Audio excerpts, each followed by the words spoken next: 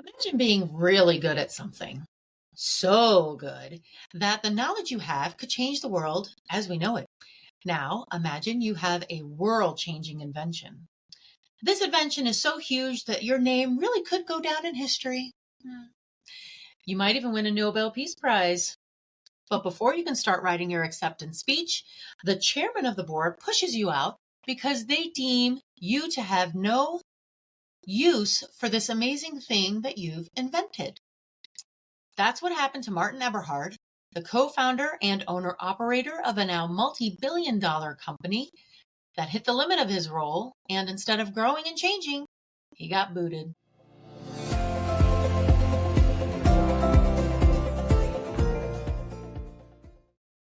So welcome to our show, The Business Behind Small Business. Whether you're selling or staying, we're here to remind you that just because you own a business does not mean you are a business owner. We are your hosts, Savannah Stone and Tiffany Ko. Sharing the more finite details of entrepreneurship, revealing the dots between startup and success. No one gets to $1 million without getting a little dirty. There's a lot of business behind small business, so let's get to it. Before we begin, please note our disclaimer. This is available in both our show notes and on our website and should be referred to before and or after this podcast. And if you are watching, you will see my hands doing weird things and my head going back and forth. It's because my cat has decided that she wants to be a part of the show as well. It's quite entertaining. Her tail makes an appearance every once in a while. It's great. So great. Anyway, normally she doesn't like to be, I don't know. She's been clinging lately, but I guess I shouldn't hate it. Most of the time she doesn't care about me until she needs to be fed. Anyway, so Martin Eberhard grew up in a quaint town of Kensington, California. He was a great learner and profoundly inquisitive. After graduating from high school, he went to the University of Illinois, Urbana-Champaign, and received a BS in computer engineering in 1980, and later an MS in electrical engineering in 1984. With a brain full of knowledge and a heart full of hope, he started work as an electrical engineer at Wise Technology. Martin, an incredible engineer and full of innovative ideas, was led by the idea of creating technology that was more energy efficient. One day, in the late 1990s, Martin Eberhard met Mark Tarpening at a social gathering, and they found themselves in endless conversation. Mark grew up in Sacramento, California, and had attended the University of California, Berkeley, obtaining a BA in computer science in 1995. After graduating, he went on to spend several years working for Textron in Saudi Arabia. He also traveled a lot with his work. The meeting of these two minds seemed almost too serendipitous. They shared interest in fast cars and the environment, and most importantly, they both enjoyed building companies. Both held numerous positions in different types of companies, and both had also started and sold companies. They also had individually multiple trademarks, but their combined love for the same type of future, the same vision, kickstarted their desire to partner up for their newest adventure. Together, they started their first company, Nuvo Media, building ebooks using lithium-ion batteries. So maybe this doesn't seem like such a big deal right now, but this is during a time when most books were in paper and publishing was still trying to be digital outside of a fax machine. Wasn't there yet by any It means. really no wasn't liquid, there. no digital ink or anything like that yet. Right. So having content that was digitally available was mind-blowing. This is still the 90s, right? Yeah, this is the late 90s. They met in, I believe, 1997. So this is somewhere between 97 and 2000, and they sold the company in 2000. So Eberhard felt that there were more to lithium-ion batteries than just ebook readers. The pair had a format in how they wanted to create businesses: study, disrupt, delight. And they wanted to carry that into their next venture. Eberhard had recently divorced, and he wanted to buy a new sports car. The two of them had had multiple conversations about the problems with oil, and so the timing seemed right for them to investigate what their new focus ought to be.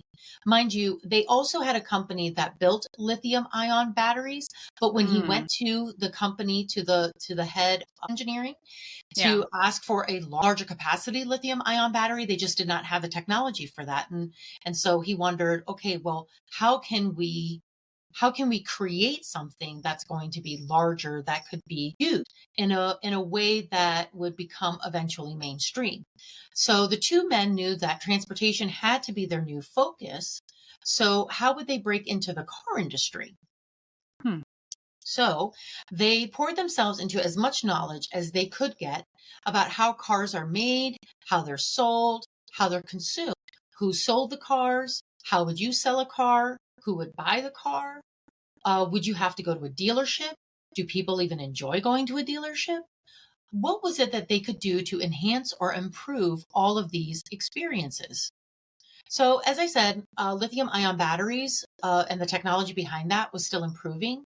And we were still only a few years into the new millennia at that time. And people, both consumers and makers, were hungry for the new next big thing. There was a lot of stuff happening at that time, and in all industries. Tarpening and Eberhard had to study their customers to figure out what product they needed to create that would be something that people would want and what kind of people were going to want them. So they started to drive around and looked in people's driveways. What kind of cars did everyone have? What they saw I was love the merely, grassroots research. I mean, this was, I think, very, very brilliant of them. So what they saw on those California streets was that everyone had a Prius and a secondary car. Most often, the secondary car was some form of a luxury or high-end car or an SUV or a luxury SUV, so that they knew their customers were not penny-pinching tree huggers. These are people who wanted their luxury, but to also send a signal that they cared about Earth. And in their words, quote, our conclusion was that customers were not buying these cars to save money. These people weren't concerned with how much money they were spending on gas. Every driveway in Palo Alto had the Porsche and the Prius, and the owners spent more on lattes than they did on gasoline. Now that they knew who their consumers would be, right? Like, that's so cool. Also, I feel like that's a small subsect of the rest of the US. Now that they're in Palo Alto, now I understand why they came to that particular conclusion. Absolutely. Well, that they also knew that there were pockets around the country that were like Palo Alto. Yeah. Like Yeah. it wasn't so exclusive to Palo Alto that they were building. It was just that there were pockets of people that lived like that. So they were very clear as to their target audience, clearly. Absolutely. These are people, like they said, that are driving a Porsche and a Prius, which is all over the country. So now that they knew who their customers or their consumers would be, they began working on the product itself. They both knew that this was not going to be a small task, and it was going to take more money than they had. Although they had sold their last company for close to $200 million, it was, I think, $187 million, something like that. They would need more seed money if this idea of theirs was going to work. So these consumers did not have Priuses because they thought they were beautiful cars. They had Priuses because they wanted to put on display to everyone that they cared about gas mileage. So they concluded that this car had to have little impact on the earth, but also beautiful to drive as well. In my opinion, they're not beautiful, but whatever. In 2001, the men attended a Mars Society meeting at Stanford. There they met a speaker. He was a quirky gentleman with a lot of money and vision. This gentleman also had been a disruptor, had also created products and a platform that also revolutionized the way we do things. And after that, they approached him to share their common ideas and visions for the future. The three men had a shared love for space and building a sustainable future. And this gentleman was the right kind of person to connect themselves with to take their vision to the next level. This was, of course, Elon Musk. Let's say, how quirky would you say quirky is? Quirky. Pretty quirky. Yeah, I was to say, he's quite quirky. Yeah. They would say more different words. They would use different words. I used quirky. That was not what they would say. But if you take my advice when we get to the books and apps and stuff like that, when we get to our suggestions, and you do happen to take up, then you'll get a better sense of what their true first opinion was of Musk. Anyhoozles. So Eberhard and Tarpening went through their initial rounds of investing with venture capital firms, and Musk led them through additional rounds of funding. Now, the reason why they thought that Musk would be a good person for them to partner with is because Musk had gone through, or rather had had more experience with venture capital investing, or Yeah. in those rounds. Eberhard and Tarpening had not had as much experience and influence. So that's why they brought Musk in. Yeah. Well, the Soon VC circle is pretty small. So, right, right. And this was yeah. their way into the VC circle. So soon after the Okay. men were armed with the capital, Musk joined the company as the head of the board of directors. So, according to an interview he did with the Business Insider, which is going to be linked in our show notes, Eberhard described the early days of working with Musk as much more hands-on with his companies, with his own, like Musk's companies, than he was at with Tesla during Eberhard's tenure. Elon is a different person now than he was then, Eberhard said. He was no more involved than any other board member. He came to board meetings. He did not have an office at the company. He didn't come there regularly. He did not give direction to my employees or anything like that. He was just a regular board member. Eberhard said that while he was the CEO and Musk was the chairman of the board, Musk came to the board meetings monthly. He didn't regularly work at the company, but that's only until Tesla started to get media attention. Eberhard continued in the interview. His behavior changed dramatically as soon as we started having press about Tesla. Eberhard said he got mad if anything was ever written about Tesla and it didn't feature his name prominently. That's when I realized that there Hmm. was an ego involved here that I had not recognized before. Eberhard, who at the time had the nickname Mr. Tesla, said that any time Musk wasn't mentioned in an article about the company, Musk would call him and scream at him. Wow. So I'm not coming to Musk's defense here. However, the reason Yes. why Musk felt it so important for his name to be more prominently featured is because Musk really was a huge influence on how they got their money and why they got their money. Tesla, honestly, Hmm. probably would not had made it off of the drawing board if Musk had not used his own muscle and connections to get these guys their money. And that is the reason why he wanted it to be known that Musk was the influence. Musk was he felt he should have been more prominently featured as having brought Tesla to the forefront. So he wanted the recognition as well. I mean, even Absolutely. justified, not justified, whatever you want to call it. But the fact is, it sounds like, Elon Musk really wanted to make sure people knew that he was involved in this company, even though it sounds like behind the scenes, he may be far more hands off. Getting the money is kind of a big deal. It is.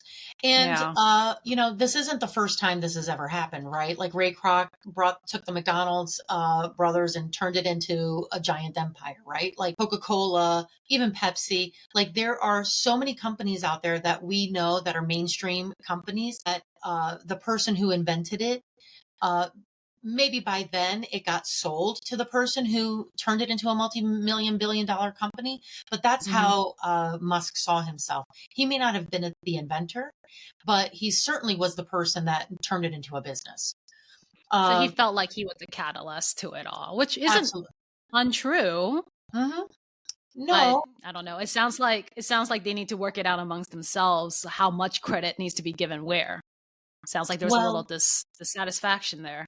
well, yes, and according to Musk, Eberhard and Tarpening were great inventors and they were visionaries, but that they lacked the business acumen that was necessary to build and then manage and maintain a multi-million billion dollar company. The men wouldn't fire people that needed to be gone, and they were not moving on decisions that needed to be made quickly. According to Eberhard, in an interview with The Verge, where this link will also be in our show notes, Musk began to exert his authority as board chairman, pressuring Eberhard to fire people, making wildly difficult design fixes to the company's early lineup of EVs and then forced aside as Musk positioned himself at the forefront of Tesla's public introduction to the world. These days, everyone seems to believe the narrative that Musk is this incredible genius, able to not only send rockets to space and run a successful social media platform, but that he has also invented and brought EV cars to the mainstream masses, which we all know is not the case. Eberhard and Tarpening were the geniuses behind the Tesla brand, but unfortunately for them, their demise came from their limitations on the game of business and who to invite to the table. Yeah. So, any thoughts before we switch gears? Well, I mean, so they essentially, so when did they leave the company? Like, or when were they asked to leave the company, it sounds like? It was soon thereafter. I want to say it was in 2007. And I want to say it was in 2003. So they were asked to leave or booted pretty soon thereafter.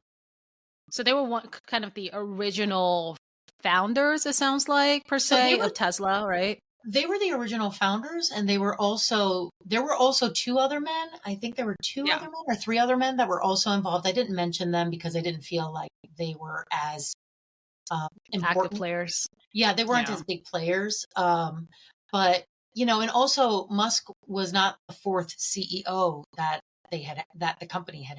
So, there were a lot of different players in this, but the way Musk saw it, and he managed to convince the board of this as well, was that know how to run a business. Now, I don't know. It's not just about me knowing how to create a business, right? Because Eberhard and Tarpening had created businesses. But what they did was they create technological businesses. It wasn't the same thing. And this was a car company that was entering into an industry that was that had over a century old players in it. This is not like a tech startup where the tech startups are coming every day. Car industry is totally different. And that's what Musk was saying, was that it's not that I know how to start a business and sell a business. I know how to run a business. And Eberhard and Tarpening don't know how to run a business. They know how to start a business and sell a business. And that was how he was able to convince the board that the two men had to either be put in a different position or just be gone. Well, in the meantime, Tarpening had already resigned. He resigned well before Eberhard. Eberhard held on because, his ego was involved as well. He felt like, this is my baby and I should continue to be at the head of the business. And the way Elon saw it and the rest of the board saw it is that Elon knows how to run a business. He should be the CEO and you should be on the board.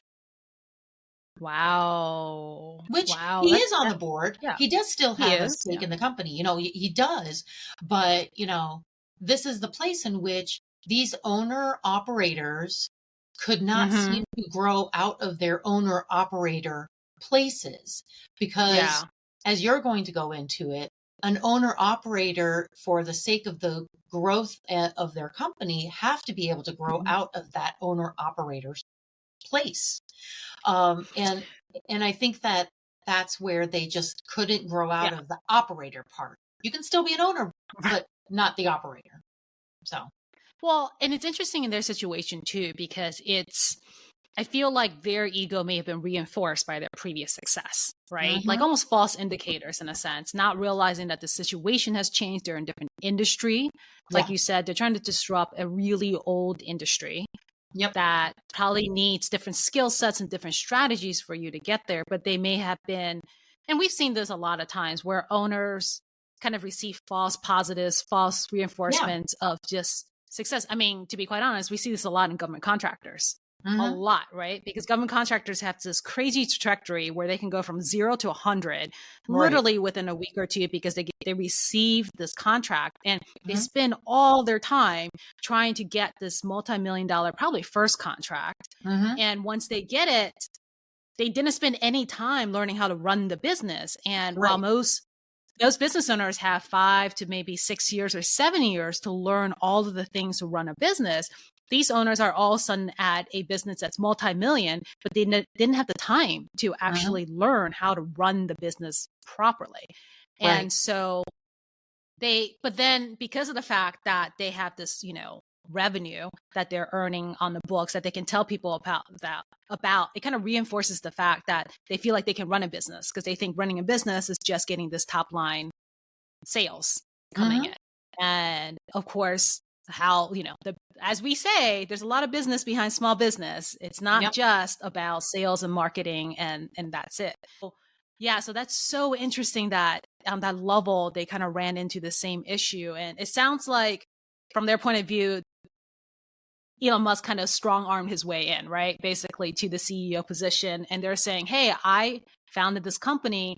Why am I getting pushed out? I should, be as much of a contender as you are, if not more so, because they feel like they founded the idea. And yeah. And oftentimes I think what happens is, as an owner, you do have, I feel like, ownership over your idea, right? And then you fall in love with it. But then I feel like once you start a business, it is also your duty to make sure that that business will survive beyond you and what your capabilities are. And sometimes that's a hard reality to admit to, that maybe you don't have what it takes to take it to the next level. Even though you want the next level, right? I mean, this is, again, for owners who want the next level, but that they themselves don't have the skill sets to actually take it there. And they refuse to recognize the fact that they don't have what needs to happen, or they know what needs to happen in order to get the business to the level that they have set their goals on. Right. And this is where we talk about the whole, are you creating a business or are you creating a job? And I feel like if you position your thought on, or your mindset, or rather not position your, it's more like if you change the narrative from owner operator to owner worker, like if you think about operator being you're working inside of your company, because that's what essentially you're doing. You're doing things that maybe you don't need to be doing. Maybe you could be hiring somebody else to do it. You may think that you're the best person for this job, but what qualifies you to do this when someone else who's been doing it for many, many, many, many years, how is it that they're not more qualified than you? Your company can't be so special. I hate to break it to you, but nobody has a company that is so special and so unique that only you can do this. I don't know that there is such a thing. We tell ourselves that sometimes. For sure. Yeah, to feed our own ego, to feed our own significance. But nothing, you're absolutely right. There's no business out there that is so unique that somebody else can't come along and run it as well. Well, both, because I'm going to say both men, because Tarpening had already resigned at that point. Like, he had already tapped out. He was like, I'm done. I'm not even going to mess around with any of this. Adios. Bye-bye. So this was really between Eberhard and Musk, when things came to a head. And I think both men were very correct, were very right, but they were also very wrong. There's a lot of things in which both men could have done things differently. It didn't need to make it all the way to a lawsuit and claims of defamation and libel and all this other stuff that ended up going to court for and lawsuits over. It got really, really ugly between these two men because Elon was throwing so much shade towards Eberhard, and Eberhard was doing the same thing towards Elon. I mean, both men, I think, had way too much of their ego into a company that really, truly didn't belong to either one of them. Right. Yeah.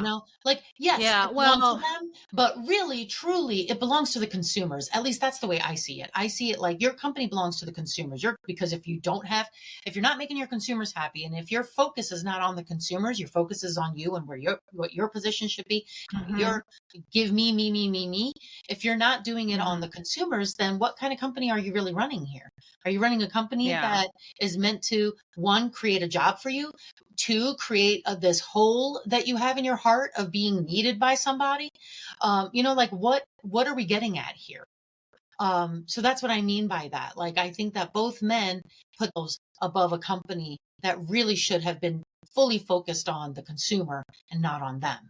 So I don't know. That's why we're talking about this, right? Because that owner operator role, and that's what our our show is that. Well, that's what you're going to talk about, Tiffany, is how to, get yourself out of that owner operator role, and what are the ways in which you can get yourself out of that owner operator role, because you can be your company's own demise. This is the reason why, a lot of companies go broke after 5 years, because that's generally the time in which they see success. That's generally the time in which, the different forms of success, right? Success can be, they've now reached more than, I don't know, 10 employees. They've now reached more than, I don't know, 100 clients, whatever that success might be.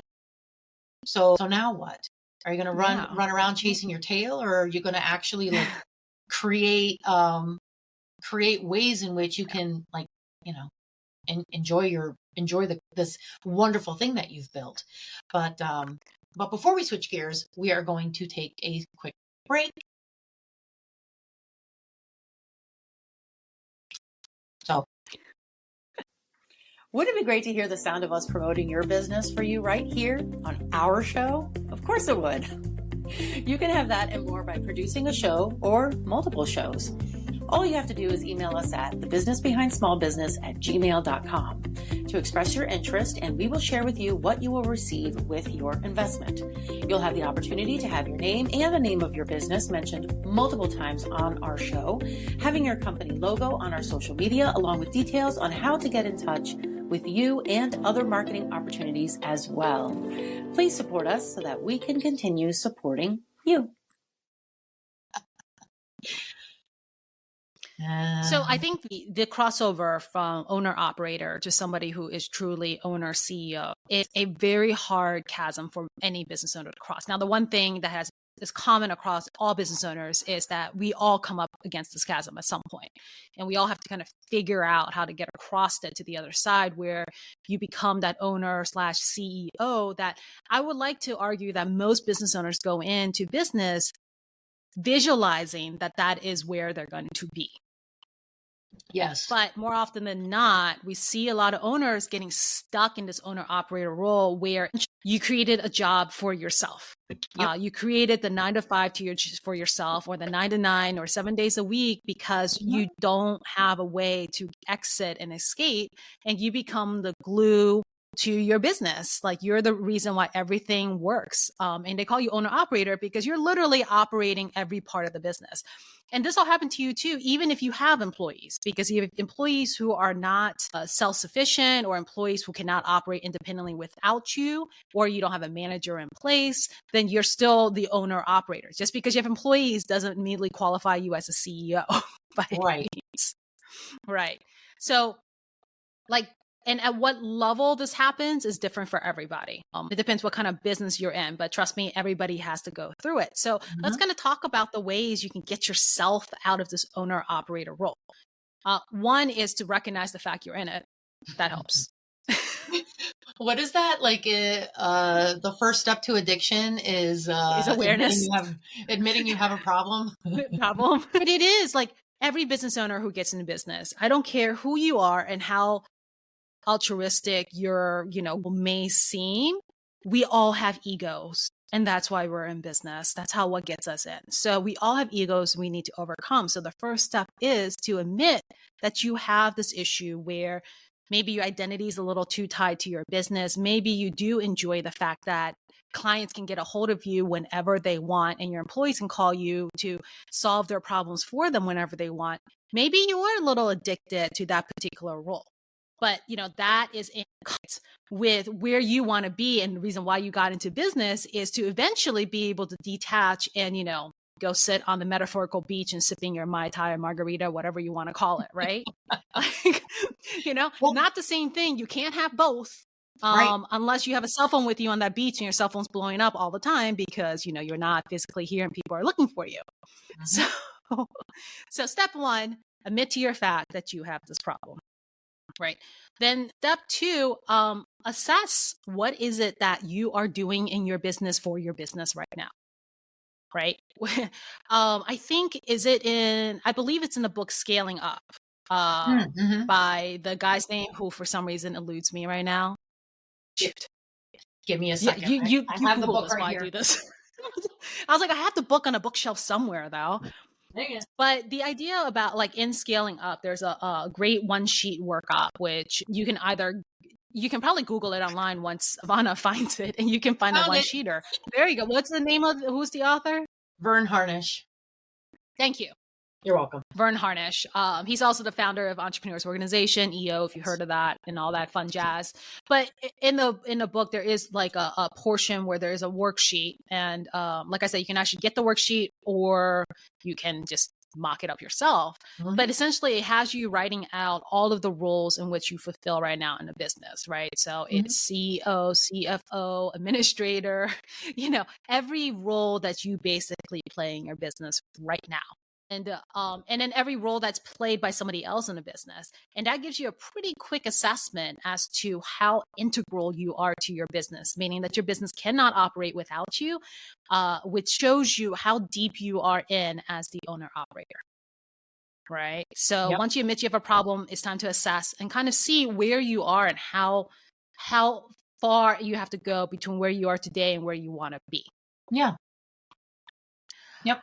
And don't be surprised that even if you have employees, maybe you are still 95% of that entire list. It happens to all of us, right?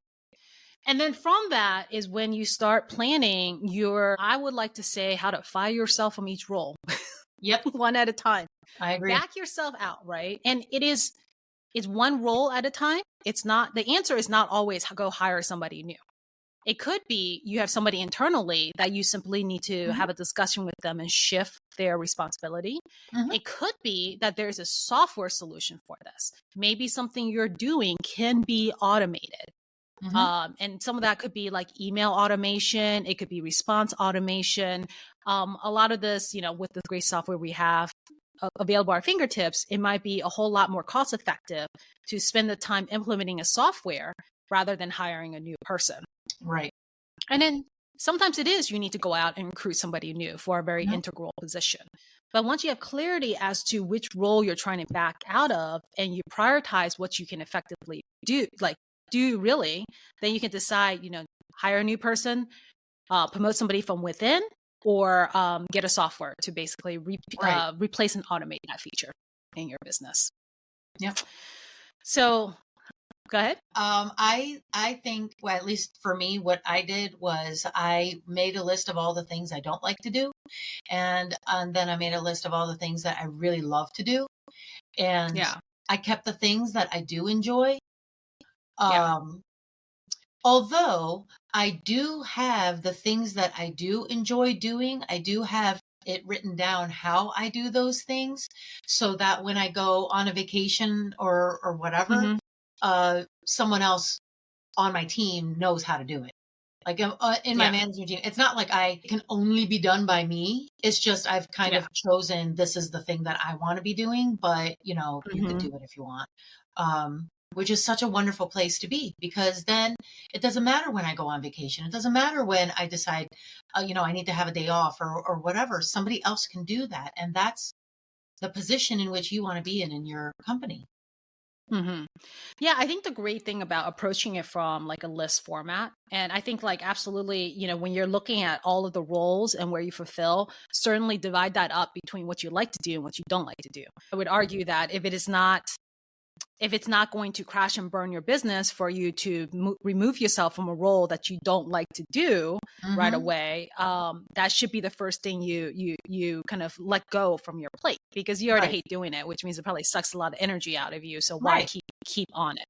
Right. But I'm sorry not to cut you off, but also it could be the thing that you don't understand that well. Like maybe it is something that you don't hate doing, you just don't fully understand how to do it, or maybe you have to, there's a large learning curve. It could be that too.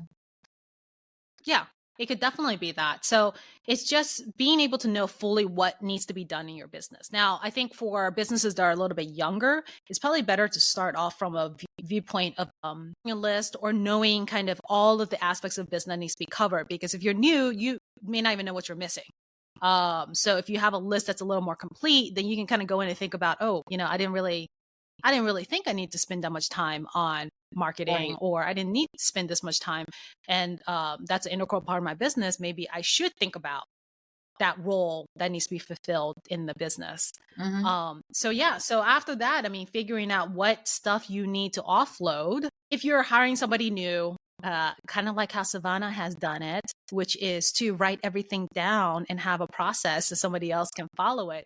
But that's where you get into onboarding and training. Right. Well Yep. done. And so, to be transparent about it, hiring somebody new and onboarding and training, especially if you're in a business where you don't have too many employees like that already, it's going to take you time to build that process up. So that's probably going to be something that's going to take a really, really long time, a much longer time than you probably would like to be able to replace yourself in that role. The other way is also to outsource it. And that you probably spend a little bit less time onboarding because you're assuming you're outsourcing it to professionals who works in that, field or specialty so much that the onboarding time shouldn't take as long. But there's still a little bit of onboarding time. So don't think you can just magically drop it in their laps and run the other way. Well, you can only hope that they'll already know what questions to ask you. So, whatever it is that you're onboarding, like if you're going to be outsourcing marketing, let's say, you would hope that they would know what questions to ask you. So maybe there are things that you don't know that you didn't know you were supposed to know, but when they ask you, you're like, oh, I didn't think about that. So. Yeah. Well, the great thing about having the right and good outsourcing ship is you do get that push and pull. You get that more of a partnership feel. Whereas a lot of times when you hire somebody, unless you're hiring them on a very managerial or executive level, they are somewhat waiting for your instructions, right? Which puts the burden on you further as a business owner. So that's something that you need to think about, and whether or not you have the capacity to take that on, because maybe the short-term answer is to outsource and eventually hire when you have more time. Especially like you said, Savannah, in the area maybe you don't understand as much. And that way you're going to learn enough to be dangerous to be able to hire properly in the future. So that's a great way of doing it. The other way, of course, is to hire internally. So, I mean, if you recognize talent you already have that you can simply elevate or promote, that's always the best way to go, because, they're already integrated into your culture. Like they know how you work and they enjoy working for you. Obviously, that's why they're there. That would be a much easier way for you to kind of relieve yourself from that role. Yes, I agree. In the long run. That is exactly what I did. So thanks. Yeah, Savannah has confirmation that she, did all the right things. Yeah. And that's why she has time to be here on the podcast. Hey, yeah. Doing the fun stuff. Yeah. Yeah, no, you're right. I did not want, when I was looking to I created the account manager role. When I created that account manager role for my company, I didn't necessarily want to hire somebody new, because I wanted it to be about someone who already knew and understood me and also our processes.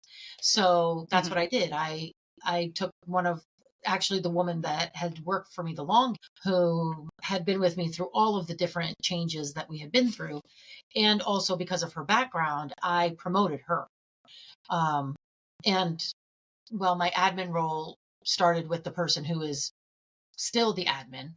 So again, had an admin role, but wanted to hire someone in new, because the admin role was a brand new position that did not have to do with, rather that all of it was new, which is why I wanted somebody new, not someone with preconceived notions of how the work is going to be done, because we didn't know how the work was going to be done. So we created everything together. That was why I hired one person new and one person was promoted. Yeah, and that's working out really well for you right now, right? It works out fantastic for me, because there's so many, like we had our meeting, we had our touch base meeting before you and I were recording, and there were things that they were talking about that I was like, what happened? Like, I didn't even know that this thing happened. Like what's fantastic is that they tell me about what happened, the drama. They tell me about the drama, but then they also tell me of how they resolved it. Like, friggin' amazing. It's like the best kind of meeting to have.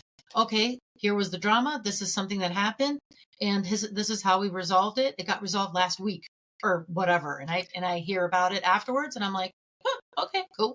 Thanks for letting me know. So like, how long since you had that notion in mind to do this to when it actually, you're getting to the point where you are now, where it is working the way you designed it? Like, kind of just like in reality, like how long of a time did that take? So I started the company in 2011, I hired my first person in 2017. Then in 2018 is when I started formulating all of my processes. How do I do things? What do I want to be doing as opposed to what do I not want to be doing? So that took from 2018 to 2020. 2020 is when I hired my current admin, Cindy, and then hired more people in between 20 and 23. And then I recognized that in 23, I really needed to have an account manager because I had a lot of moving parts. And that was when I promoted Sandy, who had been with me since 2017, to account manager. Yeah. Yeah. So you can sound like you had a little bit of a quicker ramp up because Sandy was probably pretty already in tune with all the things that you do and involved with the company, right? Yep. And so that's why, if you're able to promote within, I feel like that's always the better, faster way to go. I do agree. Yeah. Because I didn't need to teach her. Rather, it wasn't so much about teaching her anything. It wasn't that I had to necessarily train her on anything because she already came, fully loaded. But she also had seen all of the different evolutions of the company. Right. Yeah. So like when I hired her, like up between 11 and 17, it was just me. So I didn't have like, how do you do this? Well, I don't know. I just do it. Right. So that's why I took 2018 to 2020 to write everything down. And then between 18 and 23, she saw how I changed the company. She was a part of all of the evolutions of processes and all of the evolutions of everything. And she had ways, she was like, remember when you did that thing? Like that really worked. Let's bring this back. Or I know we've been doing this thing for a while, but I feel like this could be a better way to do it. Let's change that to this. So it wouldn't have worked with a new person who didn't have that historical without knowledge. having the history and context to figure out how you're turning the company to a different direction. Yeah. And I think also, I think one, of course, getting a great hire is also the key to this too, right? So obviously you really have a great talent in what you have there. So you're able to actually do this within your company. I think at the end of the day, it does come down to that. It's also having a great hire because I was the opposite of that. I didn't know how to recruit really well. I didn't know how to hire very well. So I actually went through a few duds before I recognized the skill set and who to be able to hire properly for the business. And because of that, it set me back and took me a lot longer to get this set up. So I think it sounds like it took you probably a little bit, about a year to get Sandy in her position and doing what she did. It probably took me about 2 or 3 years because I had a couple years there where I just didn't hire the right people, not knowing. So I guess that all that to say is that it's not a quick journey to go from owner operator to owner CEO. It's just not a quick journey. It is one role at a time, and it gets a little bit quicker because then you get a little bit better at it, right? You get a little better about firing yourself out of each role, but it's not a quick overnight. We're talking at least 12 months, depending what size your business is. Absolutely. So that's great that you're making that point because, it did take me I was also, raising kids at the same time, right? Like I was still trying to balance my life between children and running the business. And I also like stumbled a few times and there was COVID, right? So there was also the problems with companies closing and people getting sick, and just there was a lot of mayhem. So maybe it wouldn't have taken me so long, but it did take me 5 years to get from recognizing what I wanted and how I wanted it, then who I wanted to be and how I wanted to present myself. So all of the evolution of all of those things took me 5 years, but I'd say it would take most people anywhere from a year to 3 years. So forgive me if you feel like it's taking too long. I'll say the key ingredient in what you just said is finding clarity as to how you want your business to be set up and what your role is in it ultimately. I will say that part of the reason why it also took me so long, not only did I have bad hires, which is completely on me, but also because I wasn't very clear as to what my end game was and what I wanted to, what role I wanted to be in ultimately for the business to know where I'm headed with the strategy. And so I think that's probably of the time period it takes you to actually implement this and get it executed to the place where you do start backing off roles. I think that part of trying to figure out what that looks like, the clarity of what role are you best at serving your business at the end of the day to Yeah. also get you to the goal of where you want to be. So one, you need to know what the goal is, right? Do you Mhm. want a $10 million business? You want a $1 million business? Do you want a lifestyle business? What is it that you want? Because Right. there's no right answer. There's just the answer that you want. Mhm. And once you have that answer, then the way to get there is very different. Right. So if you want a lifestyle business, but you want to hit a certain amount in revenue, maybe your answer is spending more time trying to find the right softwares to be able to automate your processes than hiring people, because then hiring people doesn't allow you to have the lifestyle business. Right. So it's like decisions like that. So the key is you got to spend some time on finding that clarity. And not everybody is made to be a CEO. Nope. As we said in our example today, in our business story today, mind you, it depends on whose opinion you're asking, but clearly Musk didn't think that the two inventors could be CEO, even though they thought they can be CEO. But, Musk is coming along saying, I got the money, I have the business acumen to do this. And I hate to say it, but it sounds like he kind of proved himself right with where Tesla is today. Right. So there is the hard truth. Yeah. And I mean, there was a board in play, right? Like, we don't really know what happened behind closed doors. Nobody. But after all, the board ultimately sided with him. Right. Yeah. So, there's always three sides to every story. So, think about it this way too, right? And again, this is my speculation, but I imagine that they invented this amazing lithium battery, right? Mhm. Lithium ion battery, sorry. Mhm. They invented this great invention, and I would almost guess that they wanted to be known for this worldwide, famous in history for it, which means they want this company to be way bigger than themselves. They wanted it so that everybody knew about this. It became wildly profitable, and they wanted part of that glory. And that's okay. But you also need to recognize that to get to that level of business, you need to have a certain amount of experience and certain amount of money. And whether or not they were truthful with themselves, if they had the ability to do that, clearly the board made the decision for them and said, we think Musk is the person to get to that goal. So again, it goes back to being clear on what you want and then admitting to yourself, do you have the capabilities of doing that? Because it wouldn't be the first startup where the board decided to put in a CEO that is not the founder, right? Because they just recognize you're a great inventor, but you don't know jack really about running a business. And there are there are businesses where they succeed meaning like those two guys who had a previous business, made millions, sold it. Yep. Right. There are successes that would give you the false reinforcement that those exact same skill set would fit in this particular situation. Right. Yeah, it's brutal honesty with yourself. Yeah. There were a lot of companies to choose from when trying to choose selecting who to write about. So you're not wrong. Yes, exactly. So there's a lot of examples there, but I think it all comes down. The great thing about business is you can make it whatever you want it to be. Yep. I think the tough part is figuring out what do you want it to be. Yep, exactly. So in saying that, there's a saying that goes, put your money where your mouth is. And we're going to drill down a bit further here to connect what we've discussed at a granular level to tangible sources you can take to get to that next level.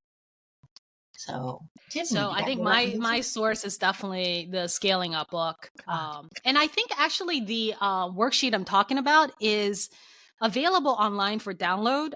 We'll find it and we'll put it in the show notes and it'll be a place to start. I forget what it's called, but I recall the worksheet pretty clearly. This is a phenomenal book. I do agree. Yes. And there are worksheets in here. Like this is what they look like. This is just a sample one that I'm showing you. But, really, really cool book. Great book to have and to come back to again and again. Which is why you have a copy and so do I. Yep, that's right. Do you have any other suggestions? No. I think that was pretty much what I had in mind there. The rest of it sounds like I guess to wrap up my advice is that our listeners may find themselves needing to do a little soul searching and a little bit of self-honesty to figure out what the next step is for them, especially if they are discovering that the owner-operator role may not be the position they want to be in the long run. I agree.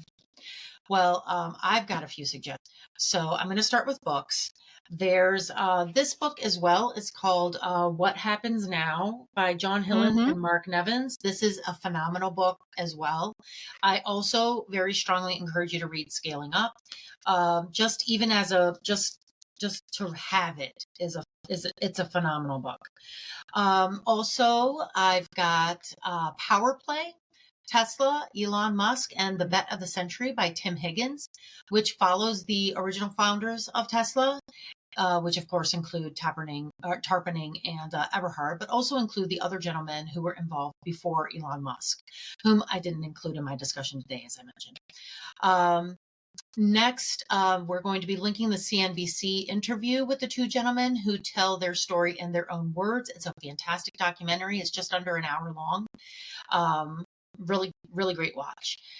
Personally, I suggest much the same tips to come out of the owner-operator role. Set a vision, establishing a clear vision for where you want to take the business, then delegate tasks one at a time, hire a team, and consider factors like ambition, problem solving, and personal growth when you're hiring these persons, and build a plan. Create a strategy with short and long-term goals with action items for both in order to achieve them.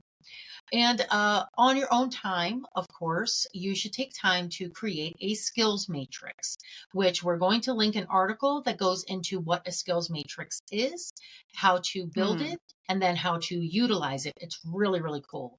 But lastly, we're also going to be including links from the articles that I used.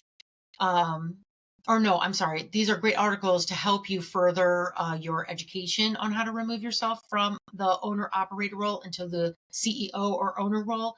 And that is also going to be together with the links that I used to research the characters of today's story.